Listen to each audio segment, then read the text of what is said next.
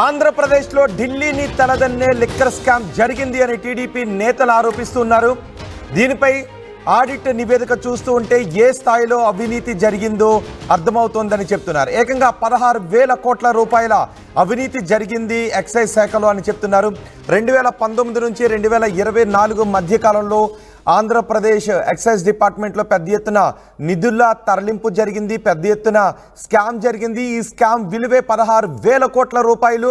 Delhi liquor స్కామే 2,500 కోట్ల రూపాయలు అంటూ ఉంటే ఏకంగా ఇక్కడ 16,000 కోట్ల రూపాయల అవినీతి జరిగినట్టుగా ఆధారాలు ఉన్నాయని చెప్తున్నారు. వైసీపీ ప్రభుత్వ హయాంలో లిక్కర్ షాపులన్నీ కూడా ప్రభుత్వమే నిర్వహించింది. ప్రభుత్వమే నిర్వహించడం ద్వారా ఎటువంటి ఆన్లైన్ ట్రాన్సాక్షన్స్ కూడా అక్కడ జరగలేదు. కేవలం నగదు ఆధారంగా మాత్రమే అమ్మకాలు జరిగాయి. క్యాష్ అండ్ క్యారీ విధానమే అక్కడ కొనసాగింది. 5 ఏళ్ల పాటు డిజిటల్ రూపంలో ఎటువంటి సేల్స్ కూడా జరగలేదు. ఈ నేపథ్యంలో ప్రొడక్షన్, సేల్స్, బిల్లింగ్లో పెద్ద ఎత్తున అవినీతి జరిగింది అని టీడీపీ నేతలు ఆరోపించారు. దీనిపై సీఎం రమేష్ ఏకంగా పార్లమెంట్లో కూడా ఈ విషయంపై చర్చించారు. ఢిల్లీ లిక్కర్ స్కామ్ని మించి 10 రెట్ల స్కామ్ ఆంధ్రప్రదేశ్లో ఎక్సైజ్ శాఖలో జరిగింది అంటూ సీఎం రమేష్ కూడా ఆరోపించారు. దీనిపై ఇప్పుడు ప్రభుత్వం కూటమి ప్రభుత్వం సిఐడిని వేసింది. సిఐడి ఇన్వెస్టిగేట్ చేసింది, పెద్ద ఎత్తున దాడులు కూడా చేసింది. పెద్ద ఎత్తున డిస్టిలరీస్లో, షాపులలో పెద్ద ఎత్తున దాడులు కూడా చేసింది, ఆధారాలను సేకరించింది. ఆ ఆడిట్ నివేదిక ఇప్పుడు సీఎంఓకు అందినట్టుగా తెలుస్తోంది. ఆ ఆర్టీవీ చేతిలో ఇప్పుడు ఏపీ లిక్కర్ స్కామ్ ఆడిట్ నివేదిక కూడా ఉంది. సీఎంఓకు ఈ లిక్కర్ స్కామ్ ఆడిట్ నివేదిక చేరింది. ఆ నివేదికలో ఏకంగా 16,000 కోట్ల రూపాయల అవినీతి జరిగిందంటూ సిఐడి చెబుతున్న వివరాలు ఉన్నాయి. ఇప్పుడు ఆర్టీవీ చేతిలో ఆ నివేదిక ఉంది. ఆ నివేదిక వివరాలను ఇప్పుడు మీరు ఆర్టీవీ స్క్రీన్ పైన చూస్తున్నారు. ఆడిట్ రిపోర్ట్లో ఏకంగా సంచలన విషయాలే పేర్కొన్నారు. ఎక్కడెక్కడ అవినీతి జరిగింది అనేది పాయింట్ వైజ్ పేర్కొన్నారు. ఇప్పుడు నేను ఆ వివరాలు కూడా చెప్పబోతున్నాను. ఐఎన్పిఆర్ అనుమతి లేకుండా అప్పటి ముఖ్యమంత్రి పుట్టినరోజు వేడుకల కోసం పెద్ద ఎత్తున కోట్ల రూపాయలు ఖర్చు పెట్టారు. 3 కోట్ల రూపాయల పైబడి ప్రకటనలు ఇచ్చారు ఎక్సైజ్ శాఖ అధికారులు. ఐఎన్పిఆర్ అనుమతి లేకుండా ఏకంగా 3 కోట్ల రూపాయల పైబడి ముఖ్యమంత్రి బర్త్డే కోసం ప్రకటనలు ఇచ్చారు అంటూ ఈ ఆడిట్ నివేదికలో పేర్కొన్నారు. అంతేకాదు సీసీటీవీల కొనుగోలు కోసం ఎక్సైజ్ శాఖ నుంచి 71 లక్షల రూపాయలు చెల్లించారు అంటూ ఈ ఆడిట్ నివేదికలో పేర్కొన్నారు. India rating and research, acute rating and research కంపెనీలకు ఇష్టారాజ్యంగా కోట్ల రూపాయలు చెల్లింపులు చేశారు. ఏకంగా 5 కోట్ల రూపాయలు చెల్లింపులు చేశారంటూ ఈ ఆడిట్ నివేదికలో పేర్కొన్నారు. బ్యాంకుల ద్వారా ఎన్సిడిఎస్ రూపంలో 8,305 కోట్ల రూపాయలు తీసుకున్నారు. 2022-23లో 1,500 కోట్ల రూపాయలు రుణాలు తీసుకున్నారు. వాటిని ఇతర పనులకు మళ్లించారు అంటూ ఆడిట్ నివేదికలో పేర్కొన్నారు. పెద్ద ఎత్తున ఎక్సైజ్ శాఖలో 2019 నుంచి 2024 మధ్య కాలంలో అవినీతికి పాల్పడ్డారని చెప్తున్నారు. ఎక్సైజ్ శాఖలో నిధుల మళ్లింపులో కీలకంగా వ్యవహరించిన వారు ఉన్నతాధికారులు, వాళ్ళందరి పేర్లు కూడా పేర్కొన్నారు.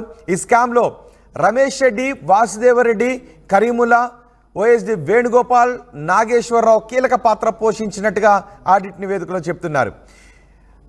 ES Chowri, CA Ramesh, DGM Charan, BC Satyaprasad హస్తం కూడా ఇందులో ఉంది అంటూ ఈ ఆడిట్ నివేదికలో పేర్కొన్నారు. ఆడిట్ నివేదిక సీఎంఓకు చేరింది. ఆ ఆడిట్ నివేదిక ఆర్టీవీ చేతిలో ఉంది. ఈ ఆడిట్ నివేదిక ద్వారా త్వరలో కొన్ని చర్యలు తీసుకోబోతున్నారు. వైసీపీ నాయకుల మెడకు ఉచ్చు బిగుసుకునే అవకాశాలు ఉన్నాయి. ఎక్సైజ్ శాఖలో పనిచేసిన ఉన్నతాధికారుల మెడకు ఉచ్చు బిగుసుకునే అవకాశాలు ఉన్నాయి అంటూ పెద్ద ఎత్తున చర్చ జరుగుతుంది. ఆంధ్రప్రదేశ్లో 2019 నుంచి 2024 మధ్య లిక్కర్ అమ్మకాలన్నీ క్యాష్ రూపంలోనే జరిగాయి. ఎటువంటి డిజిటల్ లావాదేవీలు జరగలేదు. కేవలం డబ్బులిచ్చి మాత్రమే మద్యం ప్రియులు వెళ్ళి లిక్కర్ని కొనుగోలు చేయాల్సిన పరిస్థితి ఉండేది. ఆ క్యాష్ అండ్ క్యారీలోనే పెద్ద ఎత్తున అవినీతి జరిగింది అంటూ టీడీపీ నేతలు ఆరోపించారు. దీనిపై సీఎం రమేష్ పార్లమెంట్లో కూడా ప్రశ్నించారు. 16,000 కోట్ల రూపాయలు అవినీతి జరిగింది అంటూ. దీనిపైన పూర్తి సమాచారం అందించడానికి మా ప్రతినిధి కృష్ణమోహన్ ఉన్నారు. కృష్ణమోహన్, ఆడిట్ నివేదిక సీఎంఓకు చేరిన నేపథ్యంలో ఇప్పుడు ఎటువంటి చర్యలు తీసుకోబోతున్నారు? ఎవరెవరిపై ఎటువంటి చర్యలు ఉండే అవకాశం ఉంది? దీని పర్యవసానాలు ఏ విధంగా ఉండబోతున్నాయి? ఎస్ రోహిత్, ఓవరాల్గా మనం కానీ చూసుకుంటే ఆంధ్రప్రదేశ్లో జరిగిన లిక్కర్ స్కామ్ భారీ కుంభకోణం వెనకాల కొన్ని వేల కోట్ల రూపాయల స్కామ్ జరిగిందనే విస్తుపోయే నిజాలను అక్కడ కంపెనీ ఆడిటింగ్ ఇన్ఫ్రాస్ట్రక్చర్ ఏదైతే ఉందో ఆడిటింగ్ సంస్థ పూర్తిగా కూడా ఒక రిపోర్టును తయారు చేసిన పరిస్థితి. ఆ రిపోర్టు ముఖ్యమంత్రి కూడా జరిగింది. ఇప్పటికే ఢిల్లీ కుంభకోణం, ఢిల్లీ మద్యం కుంభకోణం అంటేనే ఒక పెద్ద మొత్తం భారతదేశాన్ని మొత్తాన్ని కుదిపేసిన పరిస్థితి. దాదాపుగా అక్కడ జరిగింది కేవలం 2,000 కోట్ల రూపాయలకు సంబంధించిన మాత్రమే. కానీ అదే ఆంధ్రప్రదేశ్లో దాదాపుగా 16,000 కోట్ల రూపాయల కుంభకోణం జరిగింది అనేది చాలా పెద్ద ఎత్తున కూడా ఆడిటింగ్లో కొన్ని వేల కోట్ల రూపాయల నిధులు దారుల మళ్ళాయి. దీనికి వెనకాల సూత్రధారులు ఎవరు, దీనికి అసలు వ్యవహారం ఏంటి అనే దాని మీద ఒక్క వాసుదేవరెడ్డి హయాంలోనే దాదాపుగా ఆయన కిందనే ఈ వ్యవహారం అంతా కూడా బేసిక్గా ఆయన కనుసన్నల్లోనే ఈ వ్యవహారం అంతా జరిగింది. దానికి చాలామంది అధికారులు కనుసన్నల్లో అక్కడ వ్యవహారాన్ని అంతా కూడా నడిపారు అనేది ఒక ఆడిట్లో చెప్తున్న పరిస్థితి. దాదాపుగా ఆడిట్కి సంబంధించి దాదాపుగా 98 పేజీల ఒక ఆడిట్ రిపోర్ట్ని అది పూర్తిగా కూడా సీఎంఓకి చేర్చిన పరిస్థితి అయితే ఉంది. దీంట్లో దాదాపుగా 16,000 కోట్ల రూపాయల నిధులు దారి మళ్ళీ దీంట్లో కొన్ని అనవసరమైన ఖర్చులు పెట్టారు, కొన్ని మాకు అనుకున్న వాళ్ళ చేతికి పంపించారు, కొన్ని తమ జోబుల్లో వేసుకున్నారు. తద్వారా పూర్తిగా కూడా ఈ మద్యం శాఖలో 16,000 కోట్ల రూపాయల నిధులు దారికి మళ్లించారు అనేది ఓవరాల్గా ఈ ఆడిట్ రిపోర్ట్. అయితే చాలా ఆర్టీవీ ఇప్పుడు ఎక్స్క్లూజివ్గా ఇస్తున్న ఈ రిపోర్ట్లో చాలా అంశాలు అయితే పేర్కొనే ప్రయత్నం అయితే చేస్తోంది. అయితే దీంట్లో ఒక్కసారిగా మనం చూసుకుంటే చాలా విస్తుపోయే నిజాలు అయితే మనం చూడాల్సిన పరిస్థితి అయితే ఉంది. ఏపీలో జరిగిన అసలు ఈ వ్యవహారం మొత్తం మీద కూడా ఇప్పటి వరకు కూడా అయితే గతంలో ఇంత స్కామ్ జరిగింది, ఇంత వ్యవహారాలు జరిగాయినప్పటికీ కూడా అప్పుడు పనిచేసిన అధికారులే స్టిల్ ఈరోజు కూడా అదే మద్యం శాఖలో చక్రం తిప్పడం వల్ల దాదాపుగా ప్రభుత్వం మారిన తర్వాత కూడా 19 డిస్టిలరీస్కి అంటే దాదాపుగా గతంలో పనిచేసిన డిస్టిలరీస్ అందరికీ గతంలో ఏదైతే అధికారంలో ఉన్నప్పుడు వాళ్ళు తమ సొంత డిస్టిలరీలకి ఈ ప్రభుత్వం వచ్చిన తర్వాత కూడా దాదాపుగా 422 కోట్ల రూపాయలు దాకా చెల్లింపులు చేశారు. అంటే ఎంత ఈ అధికారులు చక్రం తిప్పుతున్నారు అనేది ఒక పెద్ద చర్చ అయితే జరుగుతోంది. రోహిత్, ఓవరాల్గా ఒకసారి కానీ చూసుకుంటే మాజీ ముఖ్యమంత్రి జగన్మోహన్ రెడ్డి బర్త్డేకి సంబంధించి ఆ ఒక్కరోజే దాదాపుగా కొన్ని కోట్ల రూపాయలకు సంబంధించిన ప్రకటనలు వితౌట్ ఐఎన్పిఆర్ అంటే ఐఎన్పిఆర్ శాఖకు తెలియకుండానే వీళ్ళు ఈ మద్యం శాఖ ద్వారా ఈ ఖర్చు పెట్టారు అనేది చాలా వరకు. అయితే రెండవది ఏదైతే షాపుల కోసం సీసీటీవీలు ఏర్పాటు చేశారో ఆ సీసీటీవీలకు సంబంధించిన వ్యవహారంలో కూడా 23,67 కోట్ల డబ్బులు పే చేశారు. దీంట్లో పే చేయాల్సిన దానికంటే కూడా దాదాపుగా 71 లక్ష రూపాయలు అదనంగా పే చేశారు అనేది ఈ ఆడిట్ రిపోర్ట్లో సాక్ష్యాలతో సహా బయటపెట్టిన పరిస్థితి అయితే ఉంది.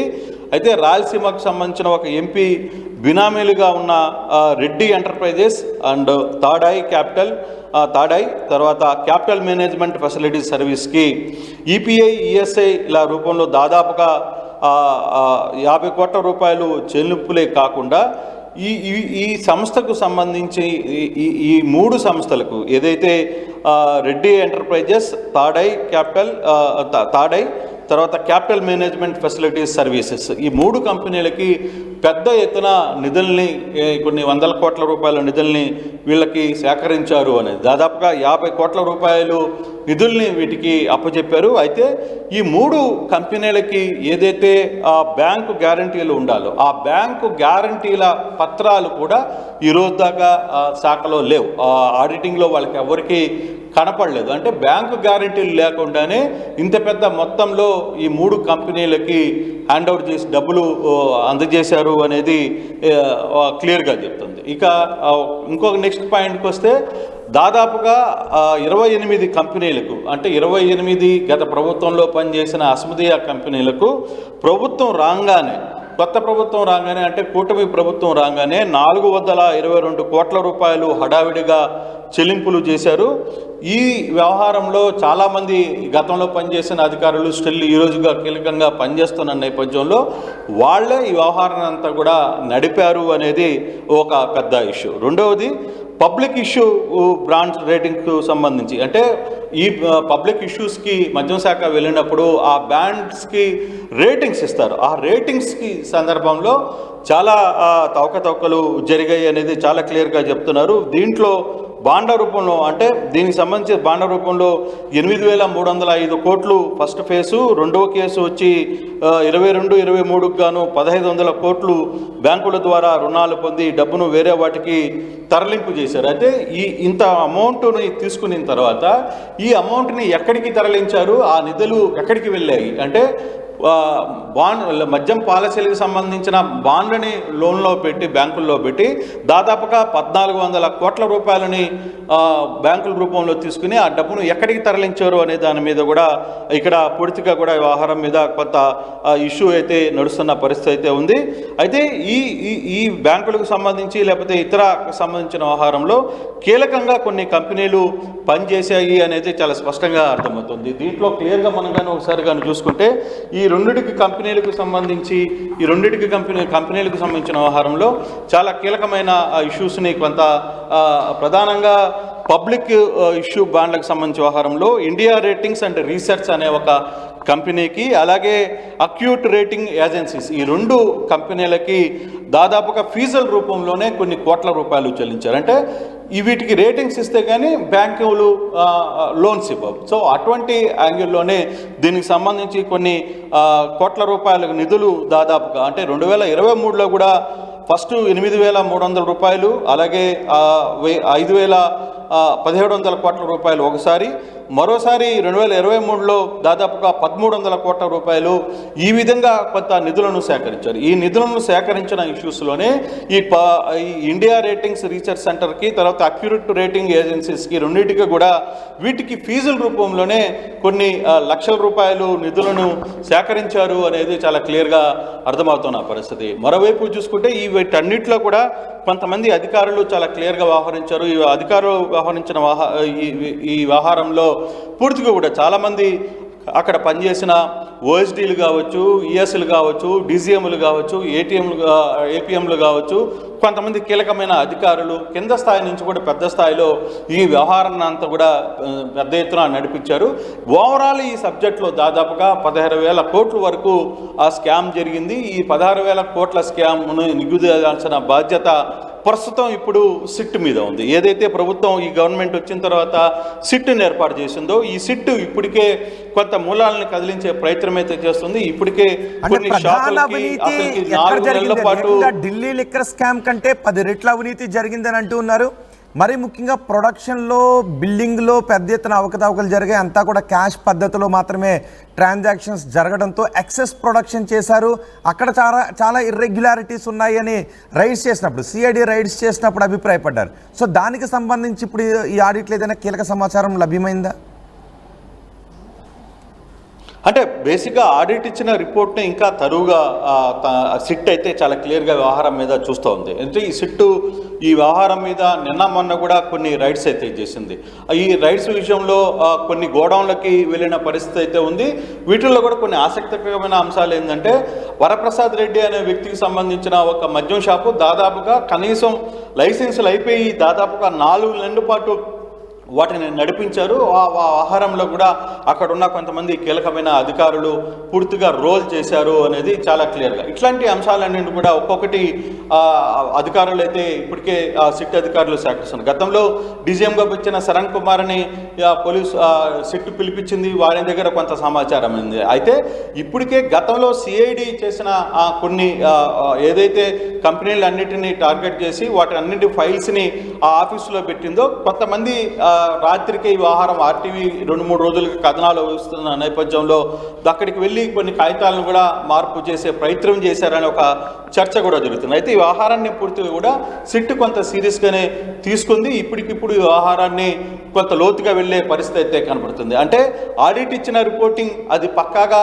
అంతా ఇన్ని వేల కోట్ల రూపాయలు స్కామ్ జరిగిందా లేదా అనే దాని మీద ఇప్పుడు సిట్ కూర్చొని దీని మీద పూర్తి వివరణ జరపాల్సిన పరిస్థితి ఉంది. బేసిక్గా ఈ ఆడిటింగ్ రిపోర్ట్ రిపోర్ట్లో వచ్చే తమకు అందిన సమాచారాన్ని మొత్తాన్ని కూడా సిట్కు వెళ్తుంది. సో ఇప్పుడు సిట్ ఏం చేస్తుంది, దీనికి సంబంధించి అసలు నిజంగా ఇంత పెద్ద స్కామ్ జరిగిందా లేదా, ఈ స్కామ్లో ఇంత ఎవరెవరు వ్యవహారాలు ఉన్నాయి, ఎక్కడెక్కడ వ్యవహారం. అయితే ఇప్పటికీ కూడా ఈ ప్రభుత్వం వచ్చిన తర్వాత కూడా గతంలో పనిచేసిన అధికారుల్ని కొంతమంది కాపాడేందుకు పెద్ద స్థాయిలో కొంతమంది ఇక్కడ వర్కౌట్ చేస్తున్నారు. ఆ విధంగానే కొందరు. అయితే ఇప్పుడు ఏదైతే ప్రభుత్వం సిట్ ఇచ్చిందో, సిట్టు నివేదిక ఏ రూపంలో వస్తుంది, సిట్టు తన పూర్తి స్థాయి నివేదికను అందించబోతుందా, నిజంగా అసలు కల్పరేట్లు ఎవరు, ఈ శాఖలో పనిచేసిన కల్పరేట్లు ఎవరు, వీళ్ళ వ్యవహారం ఏంటి, దీన్ని అందరికి కూడా బయటికి తెర మీదకి తీసుకుని వస్తుందా లేదా అనే అంశాలను అయితే చూడాల్సిన పరిస్థితి ఉంది. కానీ ఏదేమైనా ఈ వ్యవహారంలో కొంత మేజర్ స్కామ్ జరిగింది, చాలా పెద్ద స్థాయిలో స్కామ్ జరిగింది. ఇదే వ్యవహారాన్ని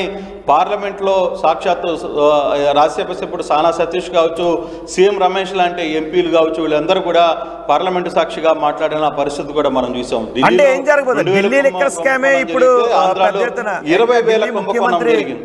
ఢిల్లీ లిక్కర్ స్కామే ఢిల్లీ ముఖ్యమంత్రి అరెస్టుగా దారితీసింది. దానికి మించి 16,000 కోట్ల అవినీతి అని అంటూ ఉన్నారు. సో భవిష్యత్తులో ఏం జరగబోతోంది, ఈ లిక్కర్ స్కామ్లో విచారణ చేసే కొద్ది ఏపీలో ఎటువంటి పరిణామాలు చోటు చేసుకునే అవకాశం ఉంది, దీనిపై వైసీపీ నేతలు ఏమన్నా రియాక్ట్ అవుతున్నారా? అయితే ఈ వ్యవహారం మీద వైసీపీ నేతలు ఎవరు కూడా మాట్లాడిన పరిస్థితి అయితే లేదు. నిన్న మొన్న జగన్మోహన్ రెడ్డి కూడా ఇదే లిక్కర్ స్కామ్కు సంబంధించి వ్యవహారంలో కొన్ని కథనాలు రాస్తే దాంట్లో పెద్దిరెడ్డి రామచంద్రారెడ్డికి కానీ ఇంకొకరికి కానీ ఏం సంబంధం ఉంది అని కూడా ఆయన మాట్లాడిన పరిస్థితి. అయితే ఈ వ్యవహారం మీద ఇప్పటికీ ఆ వైసీపీ నేతలు పెద్దగా మాట్లాడిన రెస్పాన్స్ అయితే లేదు. అయితే ప్రభుత్వం నివేదికను కూడా బయట పెట్టలేదు. ఇంకా సిట్ తన నివేదికను బయట పెట్టి ఈ పలానా దగ్గర స్కామ్ జరిగింది, పలానా దగ్గర వ్యవహారం ఉంది, పలానా వాళ్ళు దీంట్లో కీలకంగా ఉన్నారు, గతంలో హైదరాబాద్లో పనిచేసిన రాజ్ కసిరెడ్డి అనే వ్యక్తి పూర్తిగా ఈ వ్యవహారాన్ని అంతా కూడా నడిపించారు. ఆ రాజ్ కసిరెడ్డి ఎక్కడున్నాడు, రాజ్ కసిరెడ్డిని పిలిపించామా లేదా, సిట్ నిజంగానే రాజ్ కసిరెడ్డిని తీసుకుని వస్తుందా, లేదు వాసుదేవరెడ్డి వ్యవహారంలో బెయిల్ మీద దొరుకుతున్నాడు ఆయన్ని విచారించే ప్రయత్నం చేస్తుందా, అక్కడ ఆయన కింద పనిచేసిన అధికారులు వ్యవహారం మీద నడుపుతున్నారా, ఏం జరుగుతుంది అనే అంశాలు అన్నింటినీ ఒకసారి చూసుకుంటే తప్పితే అసలు విషయాలు బయటకు వచ్చే పరిస్థితి అయితే చాలా స్పష్టంగా లేవు. కానీ మొత్తం మీద అయితే సిట్ వ్యవహారం మీద కొంత అగ్రెసివ్గా పోవాల్సిన అవసరం అయితే ఉంది. చాలామంది బాధితులు, లిక్కర్లో జరిగిన బాధితులందరూ కూడా తమ దగ్గర ఉన్న పూర్తి వ్యవహారాలని అటు అధికారులకు కావచ్చు, సీఎంఓలకు కావచ్చు, లేకపోతే సిట్కి కూడా చేరవేసే పనిలో ఉన్నారు. అయితే ఆ దిశగా ప్రభుత్వం ముందుకు వెళ్తుందా, అసలు ప్రాక్టికల్ గ్రౌండ్ రియాలిటీలోకి వెళ్ళి ఇది చేస్తుందా, లేదు తూతూ మంత్రంగా సిట్టు వ్యవహారాన్ని నడిపి చేతులు దులుపుకుంటుందా అనేది వేచి చూడాల్సిన పరిస్థితి కనబడుతుంది. రోహిత్. రైట్. కృష్ణమోహన్, ఆంధ్రప్రదేశ్లో ఢిల్లీ లిక్కర్ స్కామ్ను తలదన్నే స్కామ్ జరిగింది అని ఆరోపిస్తున్నారు టీడీపీ నేతలు.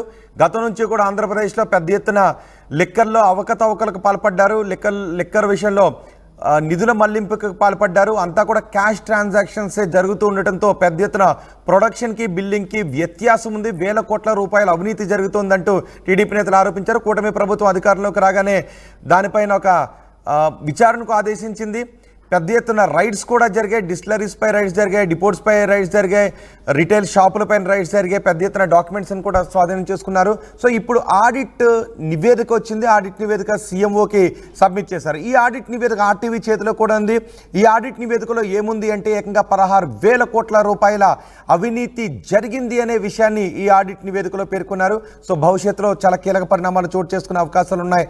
ఆంధ్రప్రదేశ్ లిక్కర్ స్కామ్ ఏకంగా 16,000 కోట్ల రూపాయల స్కామ్ జరిగిందని చెప్తున్న నేపథ్యంలోనే చెప్తున్నారు. కేవలం ప్రొడక్షన్ని అంతా కూడా క్యాష్ ట్రాన్సాక్షన్సే జరిపిన నేపథ్యంలో ప్రొడక్షన్ ఎక్కువ చేసి బిల్లింగ్లో వ్యత్యాసాలను చూపించి అవి రికార్డు కాకుండా చేసి పెద్ద ఎత్తున నగదు ఇర్రెగ్యులారిటీస్కి, క్యాష్ ఇర్రెగ్యులారిటీస్కి పాల్పడ్డారు అని ఈ నివేదిక చెప్తున్నట్టుగా తెలుస్తోంది.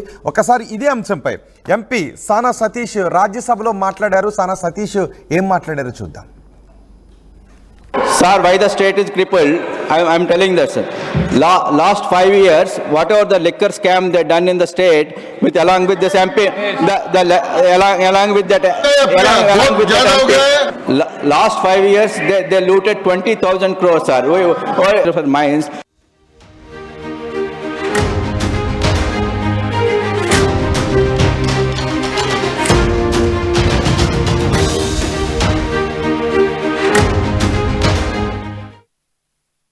ఆర్టీవీ యాప్ వార్తల్ని క్షణాల్లో చదివే అవకాశం ఉంటుంది. ఒక న్యూస్ పేపర్, ఒక టెలివిజన్ ఛానల్ మీ చేతుల్లో ఎప్పుడూ ఉంటాయి.